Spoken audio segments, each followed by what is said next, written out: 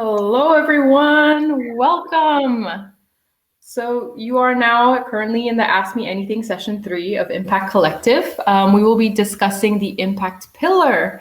And I'm joined actually by two awesome speakers, one of which was our impact maker from last year, Jeffrey Char.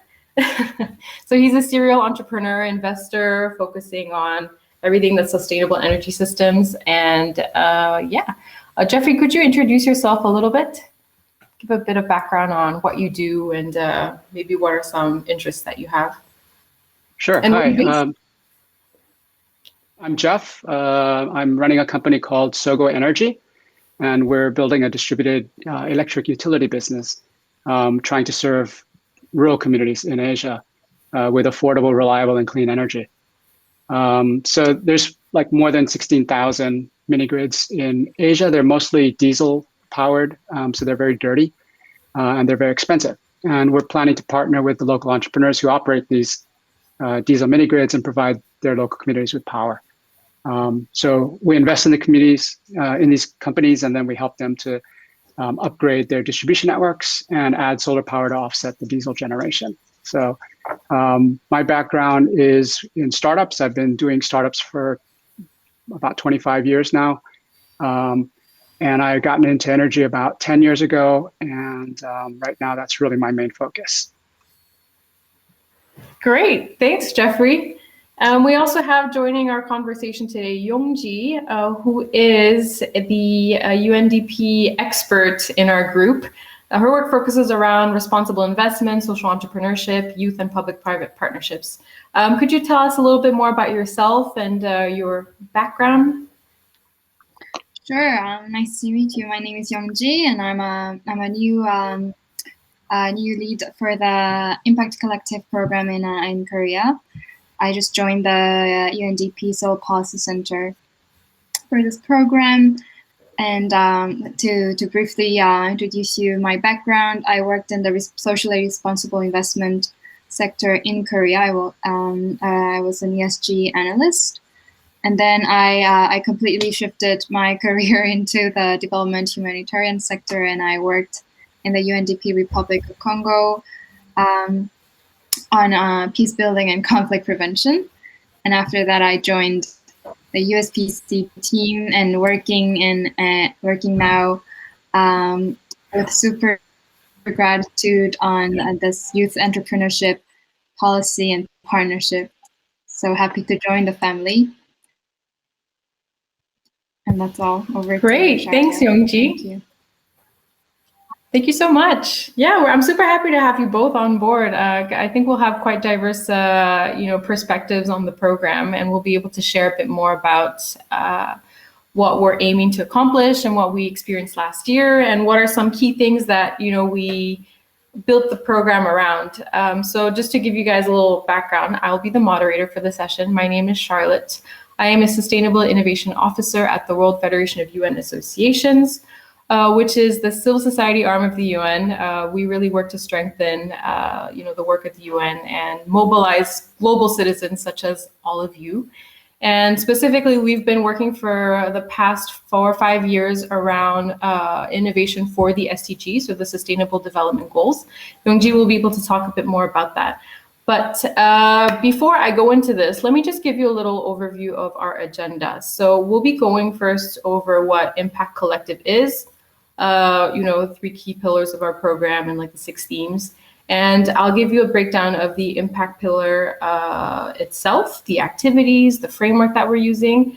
We'll go into a 2020 snapshot where we'll have, Jeffrey weigh in on his experiences and maybe some key takeaways. And the next thing that we'll talk about is why you should apply to Impact Collective 2021. And so without further ado, let me just go ahead and get my PowerPoint started for everyone. Okie dokie. Oops, let's go back right here. Can everybody see this? Wonderful. Okay, I'll get started then. So thanks for joining us to co-create the future with Impact Collective.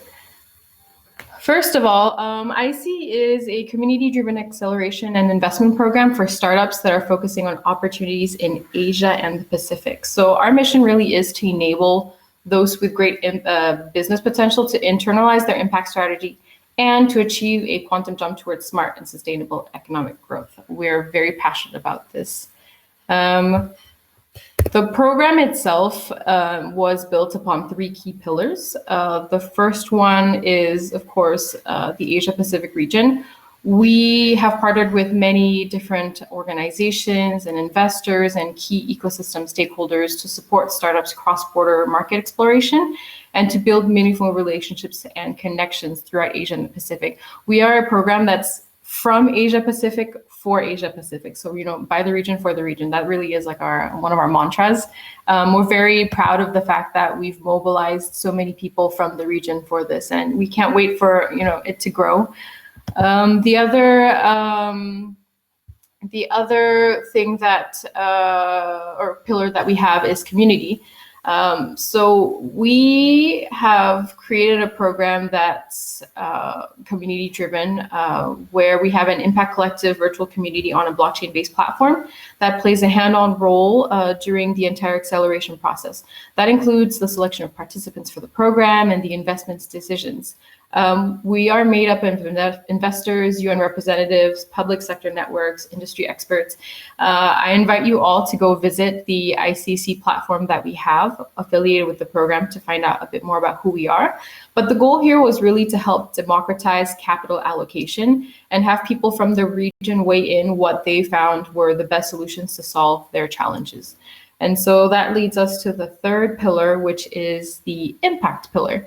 And this one is, we selected this because we wanted to help entrepreneurs discover and communicate their impact strategies through the framework of the SDGs. The reason why is that the SDGs are a global shared measurement, and they are approved and created for governments. They are also contributing to measuring business metrics around impact. And so they highlight how we can all win with purpose, no matter what sector we're from. And so startups that weave business throughout their impact, we impact throughout their business will be able to receive benefits and support from both the public sector and private sector by aligning with this. We'll have Yongji talk a little bit more about this later. But for now, these are just like the 3 key pillars framework that you should keep in mind when you are exploring our program. And now, specifically, let me go into the meat of today, which is the impact itself. We've actually worked with our different partners. We have like a network of over 160 plus mayors within my organization. And we've aligned with some key priorities of cities around the region to identify these focus themes. So we have inclusive health and quality of life, circular economy and the future of waste management, sustainable agriculture and food, green energy and the environment, digitalization for equal opportunities for all, and future of work and economic growth. So quite a lot of themes that cover many different areas, but the goal here was really to showcase how that we would source solutions to solve the most pressing issues within the region. So here they are. Underneath, you could see also the key SDGs that we're trying to achieve. These are not exclusive. We believe that these are just a recommendation. All the SDGs are interlinked, and so these are the key priorities that you can focus on when you're focusing on these themes. But we acknowledge that entrepreneurs are very creative and sometimes see problems, in a very different light. And so if they are looking to solve this specific theme or challenge through a different channel, feel free to apply as well. We're very open to exploring new ways of solving these issues. These are just a couple of SDGs that we've kind of highlighted as key ones. But yes, I am rambling. I'm not going to go too much more into this, but maybe I'll give the floor now to Yongji so that she can talk a bit more about the SDGs themselves as a framework. Sure. Thank you, Charlotte, for the introduction. And I'm here to talk a little bit more about how UN is working and how UNDP is working on this project and what UN can bring on the impact alignment, more on the SDG side. So to give you a brief overview of UNDP, UNDP is a UN development agency, as most of you would know, I assume. It's working on helping some of the 170 countries around the world to implement the Sustainable Development Goals. And to do that, obviously, we need the partnerships. Nobody can do it alone, so we need partnerships with the governments, private sector, civil society, and the citizens. UNDP's strategic plan focuses on some of the key areas, including the poverty alleviation, democratic governance and peace building, as well as climate change and disaster risk reduction, and economic inequalities. So what's a relieving trend for everyone? Increasing number of private sector companies around the globe and as well as in Asia is recognizing the Sustainable Development Goals as a lever for their own growth, innovation, and better performance. So as a UN agency, our perspective is that SDGs can be seen as not only as challenges, but it can be seen as a catalog of the world's greatest unmet needs, which translates into opportunities for the business to bring solutions to. So UNDP, with its strong grounded networks and specialized knowledge in SDGs, we're aiming to use the innovation as an engine to open the doors for the private sector, to bring them in for the broader sustainability agenda for the companies. So in this context, UNDP Seoul Policy Center is working in this program for the Asia Pacific's startups. So as you know, Asia is one of the fastest has one of the fastest aging societies, and also it has many of the fastest growing economies in the world, which means that there are many emerging issues such as urbanization, socioeconomic inequalities, and the environmental problems associated with quick urbanization.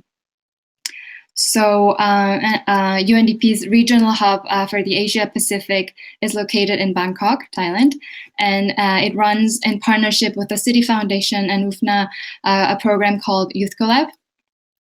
So just to give you a brief introduction of what Youth Collab is, it's a Korean program of the wider Youth Collab program in the Asia Pacific region, and it has been led by the UNDP Policy Center in Seoul since 2018. And it's dubbed Impact in the name Impact Collective since last year, and it's conducted in conjunction with the partners you see here today, UFNA, SGAP, and not all the partners are here today, but we go, and this year we're bringing in the Seoul City government and plus the ventures. Should I go on introducing more about the Impact Collective and the Youth Collab, Charlotte, or should I stop here for now?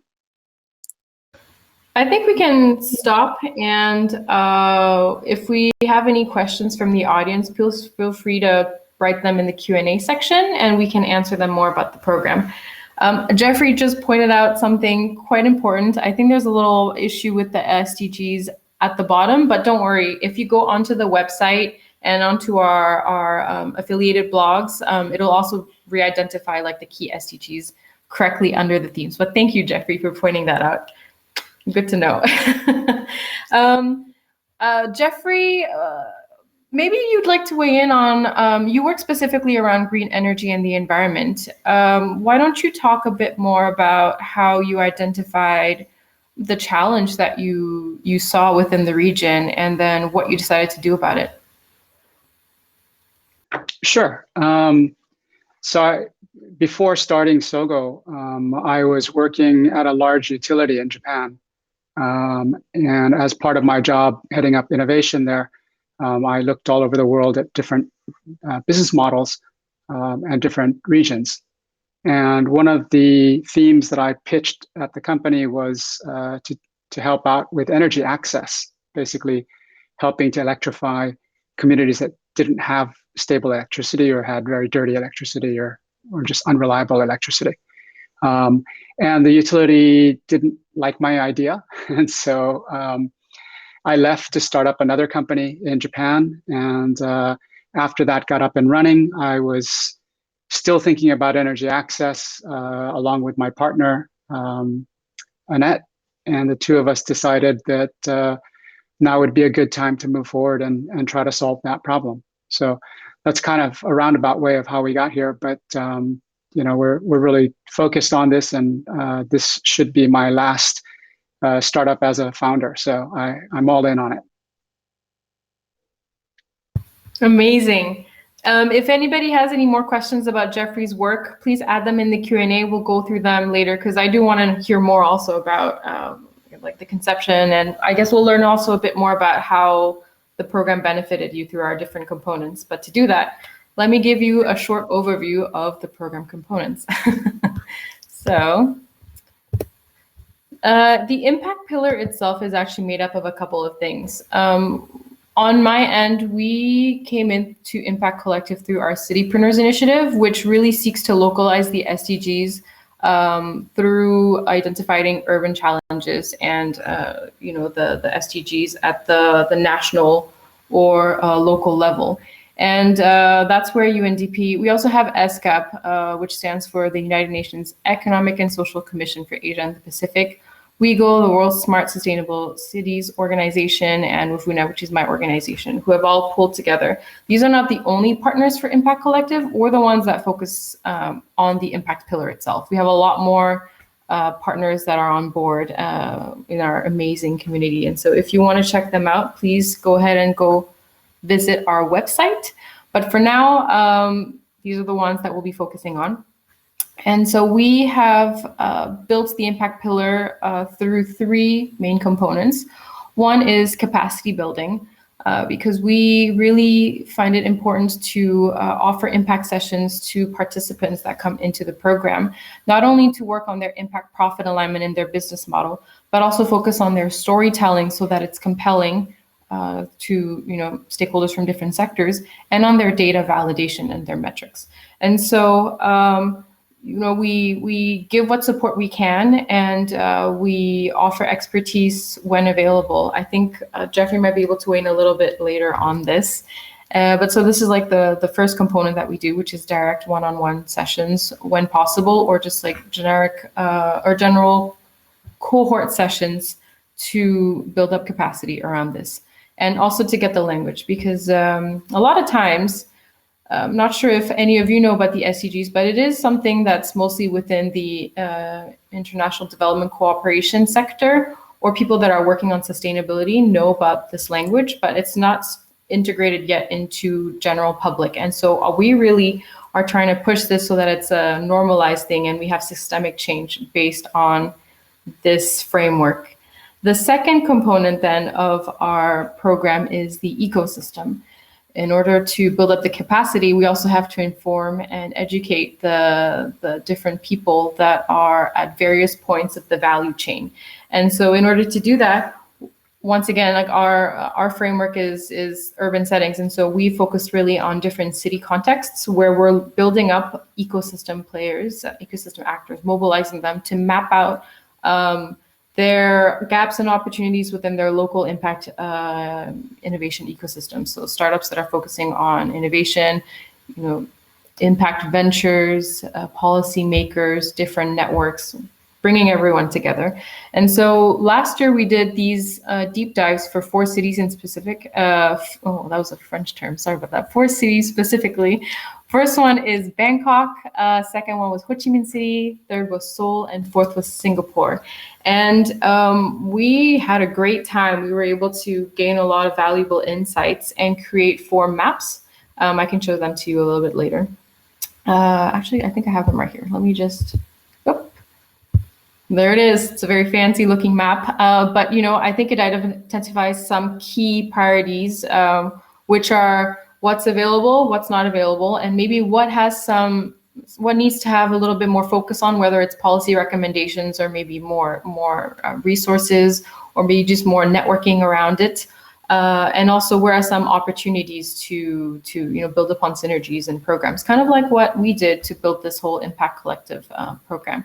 And so I invite you to check out our report and our maps. But before I do that, let's go into the final component, which is the policy aspect. And so when we say policy, what does that mean? We actually are very keen on getting calls to actions from public sector. And so to do this, through our capacity building, through our ecosystem, through our communications with our cohorts, we get feedback and really draft, compile like policy recommendations to then pass on to select public sector stakeholders. SCAP is the one that is pushing forward this initiative, and they invite a wide array of policymakers at higher levels, where we have a more intimate conversations to see how we can support the ecosystems within the different city contexts that we're exploring, or just Asia Pacific in general, depending on the scope of the program. And so really what we're trying to do here is have a holistic approach where we're addressing as many different stakeholders as possible. So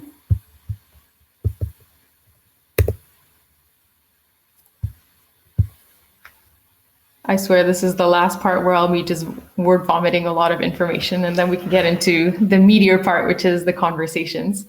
But so to understand how we assess impact, we decided to create our own framework in collaboration with all our operational partners that kind of fit what we needed and what our impact makers needed.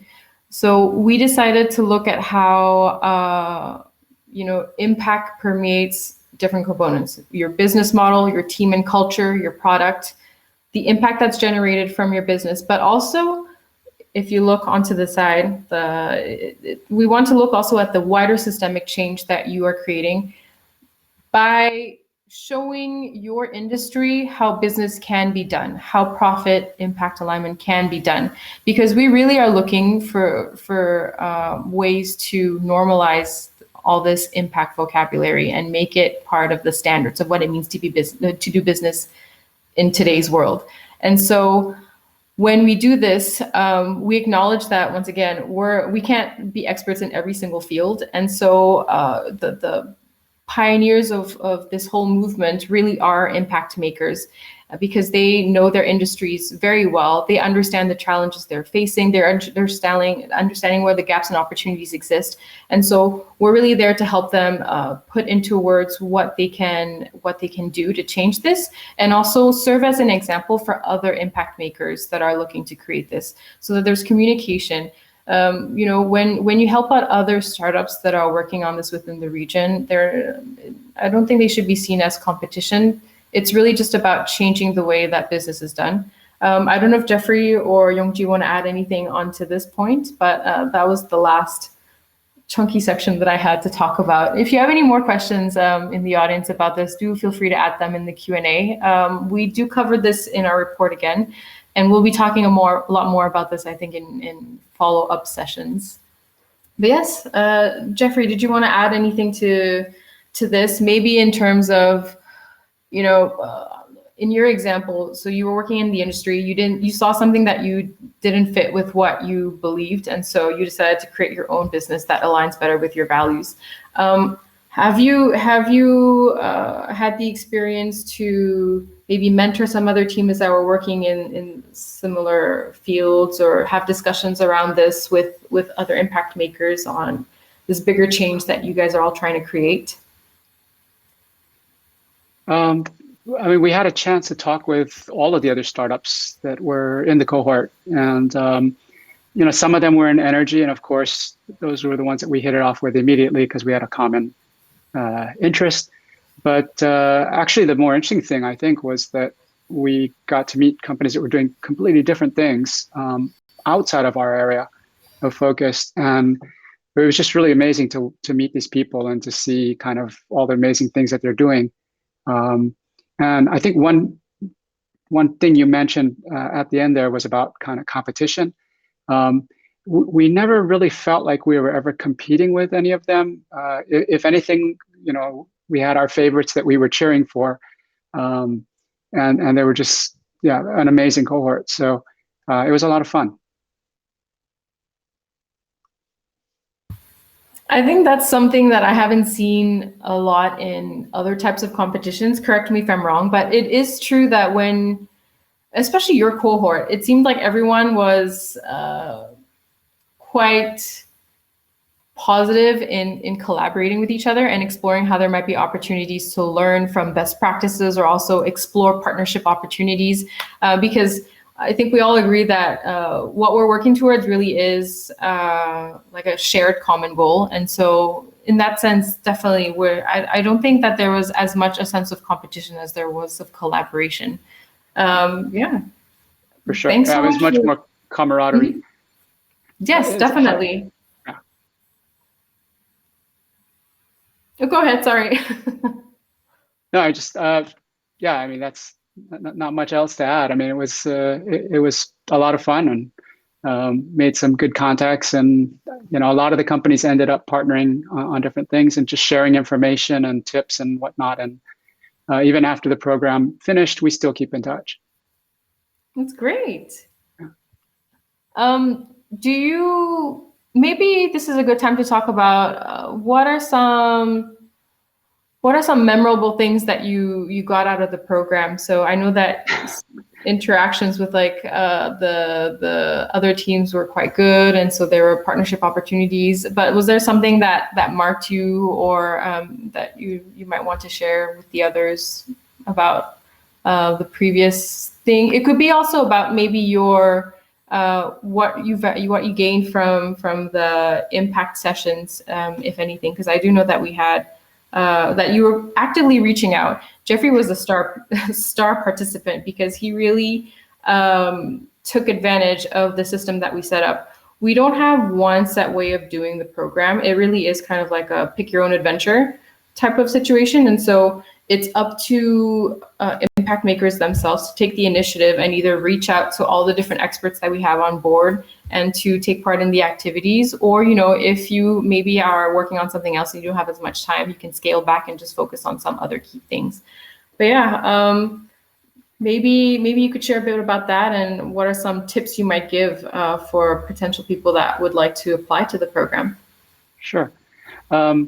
So I guess, first of all, full disclosure, I mean, when we joined, I really didn't think much about the SDGs prior to that.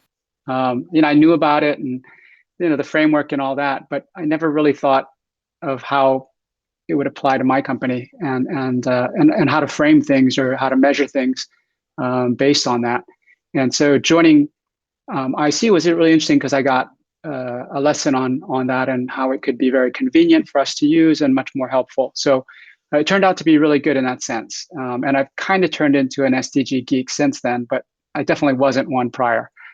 In terms of like, the benefits or how we participated in the program, again, it was the first time. And so there were definitely things that were kind of messy and that hadn't been thought through and that kind of were thrown together at the last minute.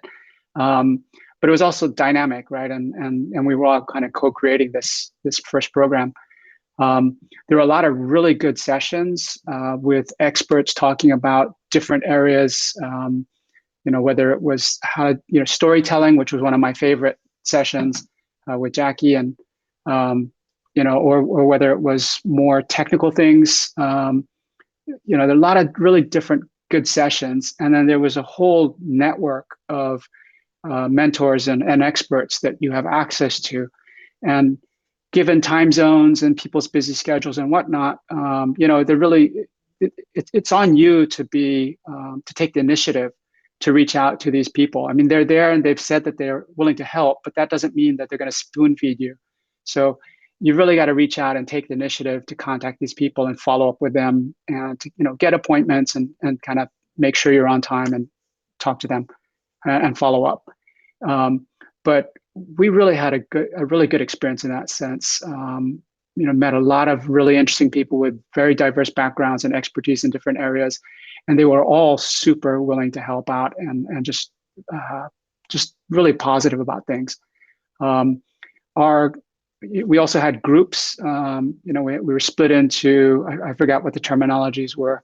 I think home group lead, is that? Our home group, yeah. So we had, there are two different groups that we had. I just remember one was kind of, more kind of just for our mental health, and because everyone was stressing out at different points in time. And the other one is really kind of challenging us to stay on track and to grow. But those, we were lucky in that both of the people that were heading up those two different groups were just superstars, and they really went to bat for us and helped us out. And the fact that we were doing this in the middle of the pandemic, and the fact that we couldn't travel and meet everyone in person, and move our business forward. And a lot of people have businesses which were struggling because of the pandemic. It was nice to have kind of the structure where we kept on track, and we had to report in and make sure that we were actually being productive with our day, because it was very easy to just sit and watch Netflix all day and not do anything. And so I really appreciated that regiment, and being able to check in with people and make progress, and actually I guess make progress with our company. And that was really helpful during this really difficult time. The one kind of, I won't say downside, but probably a shortcoming of the program last year was due to no fault of anybody involved in IC. It was just that it was a pandemic. And so, just up until that point, we were planning to do everything in person, I believe. The initial kickoff and whatnot was scheduled to be in person, and that didn't happen. And we still haven't met in person. And so I'm really looking forward to that day when we can all get together and finally meet face to face instead of on a screen. Because as all of you know, it really sucks to stare into a camera for hours and hours upon end. So I'll just shut up there. Anyway, I'm a big fan. No, not at all. I think you gave such a wonderful summary of your experiences in the program. And I think you're right. Originally, the program was to have an offline component because we really wanted people to meet each other. That's the whole point, right? To help to better connect. One thing it did offer, though, was we were able to increase the number of people that were in the program and reach out to startups that were really super far away. I don't know, Jeffrey, if you remember, but we did have someone that called in from South Africa, and at one point their internet connection wasn't working, and so they called on like an old dial phone to like stream, and you could see them like on a phone that was like connected to a physical like landline at the call. And it was just so wonderful to see that, despite the fact that we're all in different places and we sometimes have issues with connectivity, we were still able to all get together and kind of, go through this journey and learn more about what we're all doing in our respective fields. So yeah, I think that was really great. I think the goal is also to try and get some offline events happening at some point. For now, we're kind of strengthening our virtual presence because this seems to be I don't want to say the new norm, but at least for the near future, it will be, I think, the predominant way that we deliver our program. But always looking forward to opportunities to meet offline. And I know that you have awesome restaurant recommendations in Japan. Oh, which reminds me, I don't think we mentioned where we're all calling in from. So I know, Jeffrey, do you want to mention where you're calling in from? Yeah, so my company's based in Singapore, but I'm calling in from Tokyo.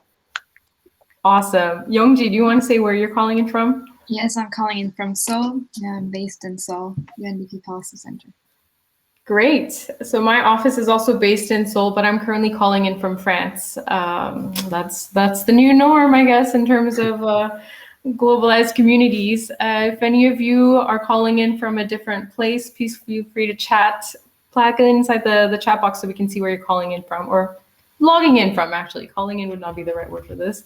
But yes, I think, Youngji, why don't you share with us also what are some key takeaways that UNDP had from last year's participation? Yeah, sure. I personally wasn't there last year, but I had a good messages from my colleagues who participated last year. So UNDP Policy Center had the wonderful opportunity to get to know so many bright, inspiring startups from the Asia Pacific region. And they had the potential to bring positive impact to achieving the Sustainable Development Goals in their own home communities. So it was not only a pleasure for us to have the opportunity to support them, but we also had the learning opportunity for our organization and to learn about so many innovative and creative ideas that those startups teams brought, as well as the challenges that the entrepreneurs and the business face in aligning SDGs with their business. So UNDP is working as our key goal, and this program is to support aligning impact and the business.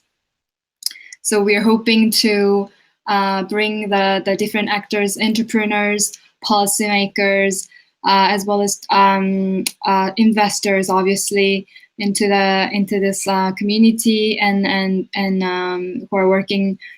I wouldn't say in silos, but as Charlotte mentioned in the beginning of this session, SDG is a language spoken by a particular community, and it's not broadly shared yet with the rest of the other actors that we absolutely do need to achieve SDGs. So that's what we're trying to do, to bring them together from their silos and then create synergies. Yes, so that's our takeaways from last year, and we hope to see at least the same level of interactions with all of the participants, and to bring in the expertise that we can share with you. For example, it's not so easy for the entrepreneurs to see what impacts they're making in terms of the SDG or the global development actors language, and they don't have to. But we can provide some guidances, or we can share some of the knowledge that we have on the Sustainable Development Goals, and what KPIs and how to measure the achievements made by the startups and entrepreneurs in this world language. So that's what we can bring in, and that's yeah. And thanks, Youngji. I think to build a bit upon what you were saying, the reason why we're also working on this is because there is value in aligning with impact. When you use the language of the SDGs, you are building up your public-private value proposition. So what that means is that since the SDGs have been adopted as a global framework, especially by national governments, it's within their mandates to deliver on these SDGs and try to accelerate the achievement of their specific SDGs in their local context. And so in order to do this, they have priorities on, procuring solutions that help to achieve these goals. And this is where we, are really working with startups to increase their language around this, so that when they apply to these types of opportunities, they're understood by public sector. And so for private sector, it's just about really showcasing the impact that you're generating and trying to look at the different frameworks that are available and what works best with this. We found that when we talk about ESG or all the other frameworks, they're usually for big companies or corporations.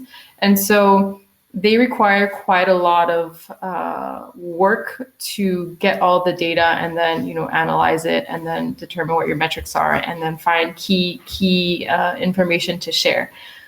We understand that startups are at, various stages in their impact or startup journey itself. And so they need something that's a bit more lean and can kind of pivot with them if their solution needs to change, as and when the situation arises, including during the pandemic. I think this was a really good context to show that business models were looking to adapt to the new norms of how to do business. And what we do is that if you align your impact within your mission statement, then whenever you're pivoting your business model, it'll still align with this itself. We talk a bit more about this within our impact sessions. That's where the value add is around that. We look specifically at helping you to understand the SDGs themselves, digging into like specifically how you can align with specific targets or indicators that they have.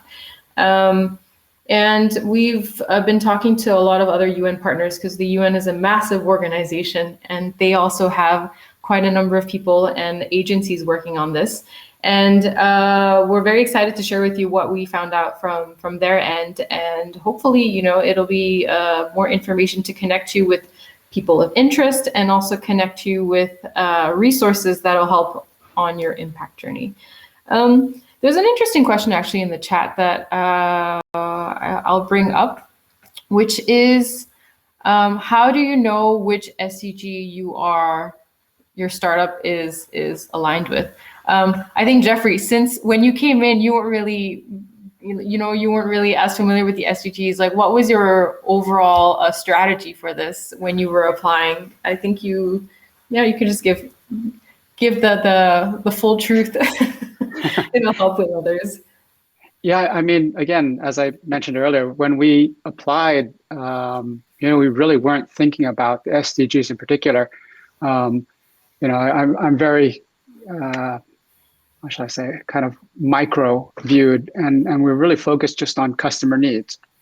And what I found was that in looking through the SDGs and kind of figuring out which ones resonated the most with our mission, that somebody had already done most of the homework for us in the sense that they'd already thought through this whole framework, and we could just go down what they've already done and just pick the ones that were applicable to us. And it was really easy. And so just going in, for example, we had only thought about SDG 7, which is, energy, and very broad. And I didn't realize that it actually had been broken down much more specifically. And so we ended up actually prioritizing which of the goals were nearest and dearest to our heart and our business. And it ended up focusing on 7.2, which is to increase substantially the share of renewable energy in the global energy mix. And that was our top priority. And then SDG 7.1, which was to ensure universal access to affordable, reliable, and modern energy services. And just kind of those two and the way they're written, really, again, we cheated, right? We don't have to go and think all this through and recreate the wheel. It already exists, and we could just go pick and choose. The last thing I'll say is that by picking those two SDGs, it helps us kind of not lose track of our goal. And in the daily matters, it's easy to get overwhelmed and to forget about why it is that you're doing this in the first place. And these are kind of flags in the sand that remind you of why it is you're doing these things and the priorities, so that you don't get them screwed up. And that just was really helpful, and that was refreshing because I've never had that before. Great, thank you so much, Jeffrey. I think you've showed that you don't have to be like an impact. How would you say, like an impact gung-ho person in order to apply to the competition. Like, it's just about identifying gaps that you see within your industry. And if you think that, there's something more that you want to do, just come in and we'll work on helping you align with the language that's needed to showcase what you're trying to achieve. Yeah, and so maybe I think, why Actually, don't we go in and see, oh can yeah. I say one other thing? I Oh would be yes. remiss to not mention this. Earlier when I talked about, the rationale for joining the program and all of that, and really we joined because a friend and one of our advisors, AIM, recommended that we join. And that was really it. Didn't think through much of it. It was just kind of AIM said do it. So we were like, okay, let's do it. What happened though is we actually end up raising money, as a direct result of participating in the program. And the reason I point that out is because I forgot to mention that earlier. And if that had been the main reason for us joining the program, which I think it often is for many programs, because you want to get the money, what I wanted to point out was that that wasn't the reason we joined, and it wasn't our focus, but it wasn't ours. And despite that, as a result of going through this program, we ended up meeting a bunch of investors, and we were really fortunate that the ventures decided to invest in us, and AIM also decided to invest in us. And it was just really nice to have that kind of support at the end of the program. So just wanted to mention that. Yeah, no, amazing. I think that's the point, right? Like we are trying to be a holistic program. So the goal here is really to not only offer capacity building, but opportunities, for you to scale your business. And it's great that you're able to connect and take advantage of the different mechanisms we had in the program. I think you can, for those of you that are watching, you can check out the other videos that we have that talk a bit more about the investments that mechanisms that we have in place with the program, as well as the community driven aspect of it. We tried to make it as, once again, as holistic as possible in order to really build something that will last beyond just your participation in one iteration, right? We want this to be a long-term relationship. We want, this to help people establish networks within their own local spaces and help grow businesses and help grow their businesses. And so with that, we're very excited to see what will be happening next year. Just to give you a couple of a snapshot of the 2020 iteration, we had about 1,000+ people join our platform within 6 months, which was amazing. And they really came in and voted on the different solutions that were there. Because we have a community-driven vote that helps to determine, or weighs in on the investment process. We had over 95+ industry experts that were joining in, 117 community judges. Jeffrey was part of our inaugural cohort of 84 teams that came from 35 countries. And we have a specific investment fund of $5 million that's tied to the program. And so while top teams are considered for the investment fund, that doesn't mean that other teams will not, because as mentioned, our network is made up of other investors. And so if you come to the table and take part in the activities and, try to connect with people that are working on what you're interested in, what your startup's focused on, who knows, you might meet people that can connect you to an opportunity that's either in your local setting or somewhere else in Asia Pacific. And I think with that, let me just share with you the last page. This is our call to action for people. There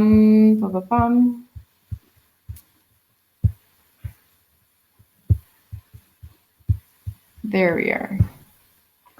So these are just a few logistics for those of you who might be interested in joining our program this year. Applications are open. We are selecting our new cohort, and we'll be looking to select this time 50 teams. And application deadlines are on the 15th of August, which gives you a little time to think about your application and submit it. We'll have a network this time of 50+ industry experts, a lot of community building activities, once again, with the 4 different cities that we mentioned. Seoul, Singapore, Bangkok, and Ho Chi Minh City. And we'll be looking at refining your business model. And this time, top 10 teams that will receive the most votes will get at least 50K in funding. We're really looking to see how we can grow this. And teams that are already part of the ecosystem, I think, stay connected. We're happy to see your evolution and help you in your startup's growth. And yeah. Let me see if there are any additional questions. I don't know if Jeffrey or Yongji, you have any additional things you'd like to mention to wrap up our session here. Maybe if there was one key recommendation that you would say for someone who maybe is thinking of applying but is not sure. I'll leave the floor to you to maybe give them one tip on what would weigh in if they're debating whether or not to apply. Just do it. I mean, what have you got to lose? It's all upside. There's no downside here. So you should definitely consider applying. Actually, apply. I like that can-do attitude. Yongji? Same, just apply. I mean, I could totally relate to what Jeffrey was saying in his experience of joining the IEC last year. Many of the startups who can actually contribute to the global agenda of sustainability do not realize that they are contributing. I mean, many of the innovations and startups come from dealing with the local problems and gaps that they can identify, and nobody else can do that except from themselves. I mean, there are a lot of opportunities that big companies and chaebols cannot really touch upon, but small and agile startups can really tackle on. And I would really encourage, if you're hesitating, just apply and get to see what you get out of here. As Jeffrey said, it's not only about financial investment opportunities, but you get to have an amazing network, a cohort of amazing investors who would inspire you. So please do apply if you're interested. Yeah, I think one additional thing I can also mention is I did have another impact maker mention to me that even though it was during pandemic, this was actually the most connected they'd ever been to other industry experts and investors within the region, just because there are many opportunities to do one-on-one since a lot of us were just stuck at home. We didn't have many opportunities to go out. And so this also gave us more time to spend virtually meeting people.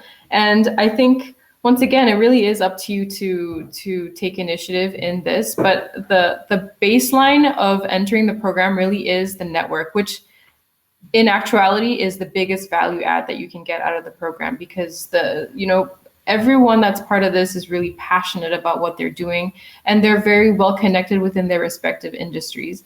And so I think, go for it. There's really, as Jeffrey and Yongji were saying, there's no loss to just applying and seeing what happens.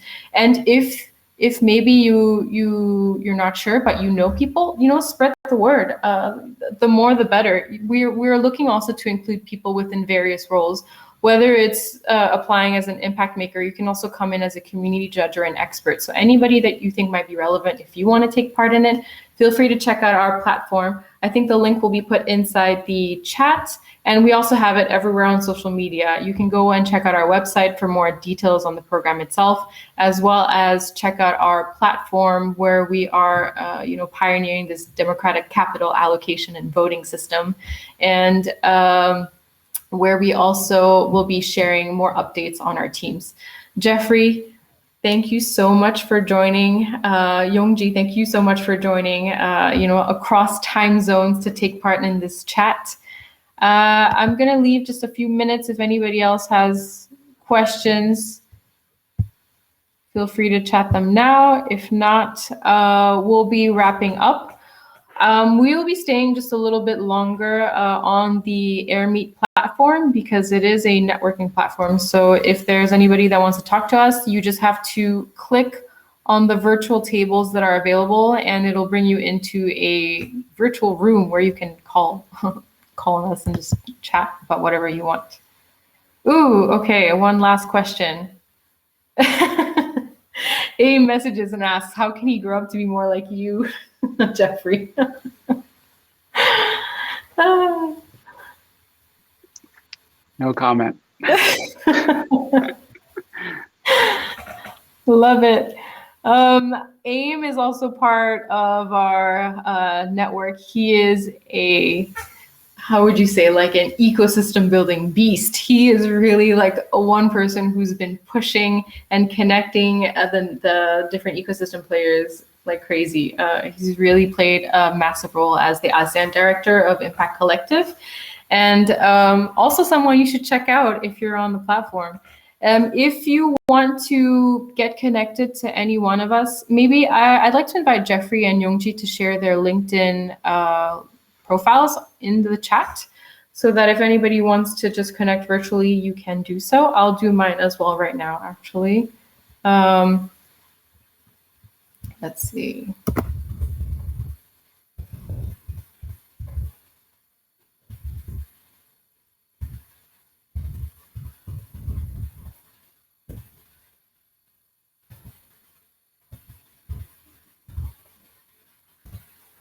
That is my handle. Feel free to just add them in the chat. And with that, I wish you all good morning, good afternoon, good evening. I hope you have a good day wherever you're located. And we'll be in the chats for a little bit longer. Feel free to chat with us. If not, connect with us online. Ask us questions about the program if you have any. We're very open. We will be having a follow-up AMA session, I think coming up soon, either in 1 week or 2 weeks, where you can ask additional questions you have, either about the investment or the program or the application, whatever. We're here for you guys. Thank you so much. And yeah, I will be ending the session. Bye, everyone.